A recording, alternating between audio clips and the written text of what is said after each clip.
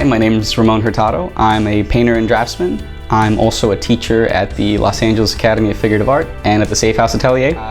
Most of my work is about life in Los Angeles. So just the bizarre little happenings that I've witnessed in my 10 years of living here.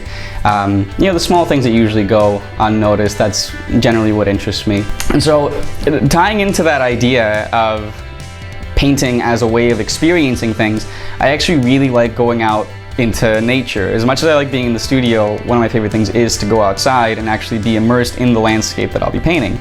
So today we'll be doing a little bit of plein air painting, and I find that it's possible to work from photographs. I do it for my larger studio compositions, but there's something about the motivation for painting, like actually being outside. If I just see a photograph of something, I'm not especially moved most of the time to paint that thing. I might appreciate the photograph on its own aesthetic merits, but it doesn't make me want to make a painting out of it.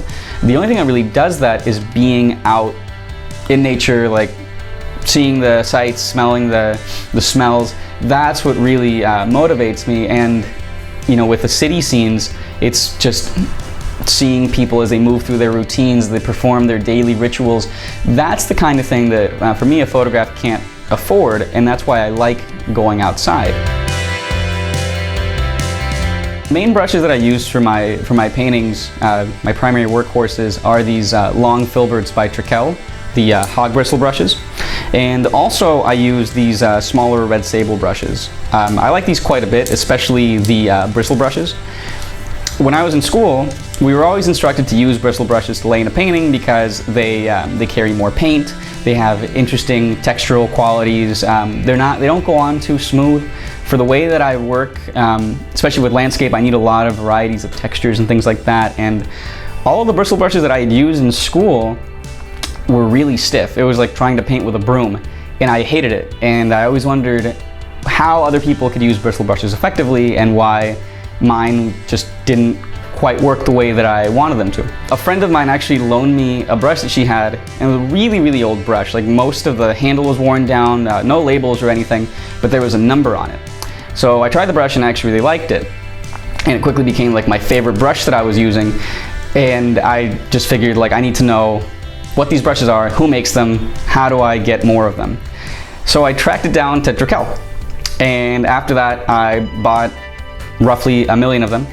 And it's been great. Like, I've never had to think about my brushes again, which is ideally what I want. I want my tools to just feel like an extension of my hand so that I can focus on the things that I'm interested in and not have to worry about whether my brushes are gonna be able to give me the expressive qualities that I want.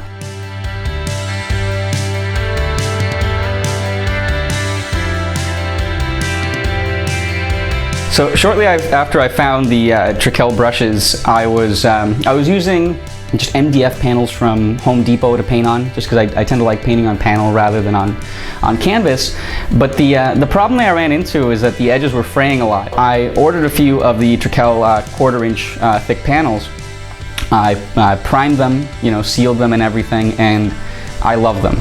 Actually, they're really terrific. They're really durable, and that's the thing that I probably like the most about them, because I can prep them however I want, but just the fact that they're so durable is really great for me. This is an example of one of the paintings that I've done on one of these panels. This is, again, 1/4 inch thick wooden panel. And this actually fell a couple of times. It actually fell like the corner, it felt like corner first. And I was like, oh God, this is terrible. And then I went to check on it, not a scratch, nothing. And that's happened many more times after that. I wish I could say that was the only time, but it's not the only time.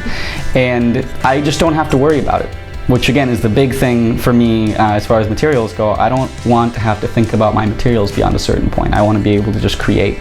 And that's what these Trekell materials that I use have given me. It's just the freedom to not have to think about whether my materials are going to work today or they're not going to work today, or they're going to do what I want them to or not.